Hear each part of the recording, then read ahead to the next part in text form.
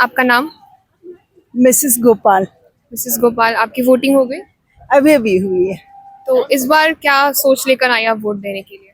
हम चाह रहे हैं कि जितना हो सके सारा जो, क्योंकि यूथ भावी देश को चलाएगा, तो उनका कंफर्ट सबसे प्राइमरी होना चाहिए। उनका एम्प्लॉयमेंट, उनका मेडिकल, उनका आवास और लॉ एंड ऑर्डर उनका प्रति।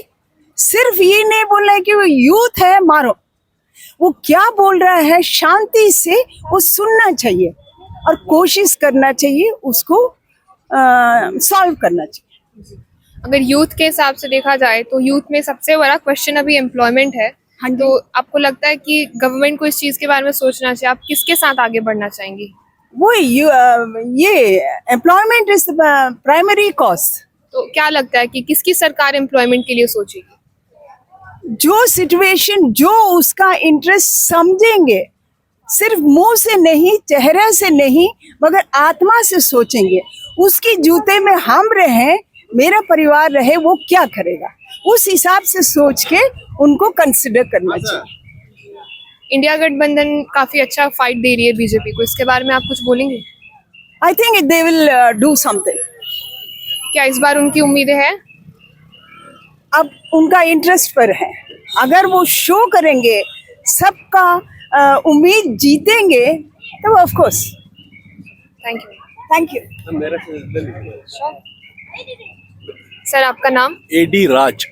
एडी राज, आपकी वोटिंग हो गई? जी, वोटिंग होगी। तो इस बार क्या वोटिंग के लिए क्या है? कि जो भी सरकार बनी, ये अग्निवीर जो कॉन्ट्रैक्चुअल जो 4 साल की है, वो हटा के जैसा पहले था वो वापस आ जाना चाहिए। सेकेंडली, जो आपको अमीर और गरीब में जो खाई बढ़ती जा रही है, वो उसको पाटे, उसको कम करे।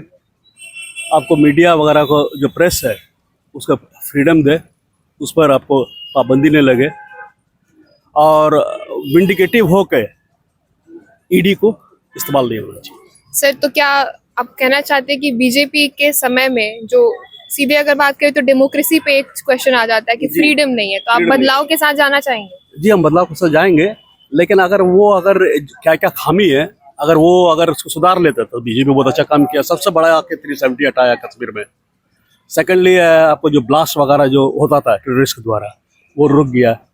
यूपी क्राइम से बहुत निजात मिला। ये सब काम हुई है, लेकिन ये सब काम भी अगर वो करेंगे तो बहुत बढ़िया। सर, इस बार आप किसके साथ जाना चाहेंगे? जो पार्टी इस चीज जो हम चाह रहे हैं वो करेंगे, हम उनके साथ। सर, वो पार्टी का आप नाम बताना चाहेंगे कि आपने वोट किससे दिया? या इंडिया, यही आपने वोट किससे दिया सर? ये तो। सर, आपका नाम? पंकज मोर।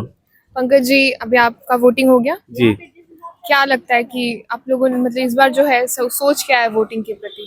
वोटिंग के प्रति कि राष्ट्र निर्माण हो, रोजगार हमारा, जो हमारे प्रधानमंत्री जी का जो मकसद है कि हर एक युवा को एक बेहतरीन रोजगार मिले, एक अच्छा राष्ट्र का निर्माण हो, चाहे ताकि भविष्य की जो पीढ़ी है उनको एक अच्छी भारत का निर्माण में उनको मदद मिल सके। तो क्या लगता है इस बार इंडिया गठबंधन का कोई उम्मीद है लोगों के लिए?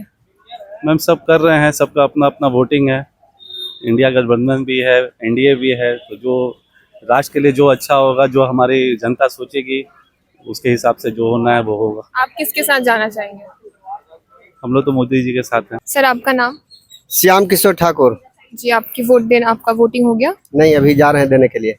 सर, क्या सोच और क्या उम्मीद लेके आप इस बार आए वोट देने? उम्मीद लेके आए हैं कि अभी यशस्वी प्रधानमंत्री नरेंद्र मोदी जी को फिर से प्रधानमंत्री बनाना है, इसी उद्देश्य से आए हैं वोट देने के लिए।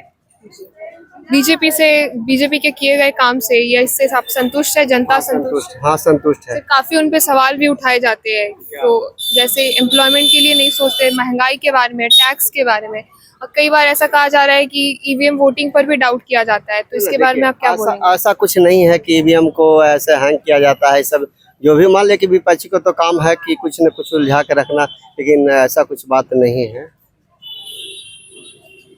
सर, आपसे जानना चाहेंगे कि देश की जो युवा है वो काफी नाराज चल रही है बीजेपी से, काफी सवाल उठाए जा रहे हैं, इसके बारे में आप कुछ बोलेंगे?